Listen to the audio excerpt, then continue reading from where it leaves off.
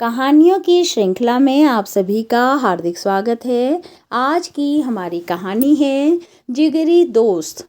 एक गांव में रोहित और सूरज दो जिगरी दोस्त रहा करते थे।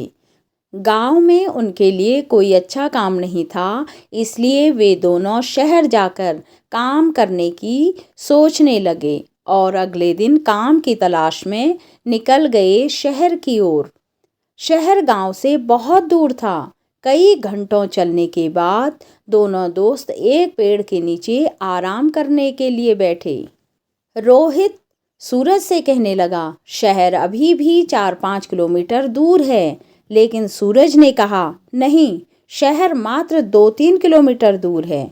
इसी बात पर दोनों में बहस होने लगी। अचानक सूरज ने रोहित को जोर से एक चांटा मार दिया। रोहित शांत स्वभाव का था, इसलिए उसने सूरज से कुछ नहीं कहा और एक लकड़ी लेकर जमीन पर लिखने लगा, आज मेरे जिगरी दोस्त ने मुझे चांटा मारा। फिर दोनों शहर की ओर चल दिए। अब कोई किसी से बात नहीं कर रहा था। रास्ते में एक छोटी सी नदी आई जिसको उनको पार करके जाना था। सबसे पहले रोहित नदी में उतरा और उसका पैर दलदल में फंस गया।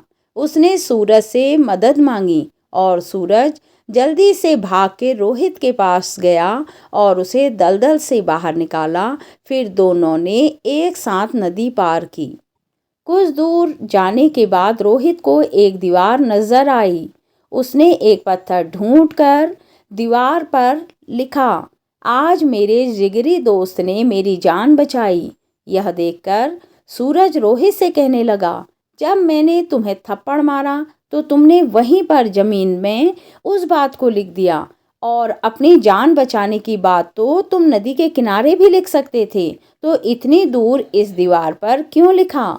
तब रोहित ने जवाब दिया कि किसी की बुरी बातें या बुरा करा कुछ भी अपने मन में जमा करके नहीं रखना चाहिए। इससे उस इंसान के प्रति हमारे मन में नफरत पैदा होती है। इसलिए जब तुमने मुझे थप्पड़ मारा तो मैंने उसे ज़मीन पर लिख दिया, क्योंकि कुछ देर बाद हवा चलेगी और वो लिखावट मिट जाएगी। लेकिन किसी की मदद को कभी भूलना नहीं चाहिए, उसे हमेशा याद रखना चाहिए। इसलिए मैंने तुम्हारी की हुई मदद को नदी के किनारे नहीं लिखा और यहाँ इस दीवार पर लिख दिया, ताकि ये बहुत दिन तक यहाँ लिखा रहे।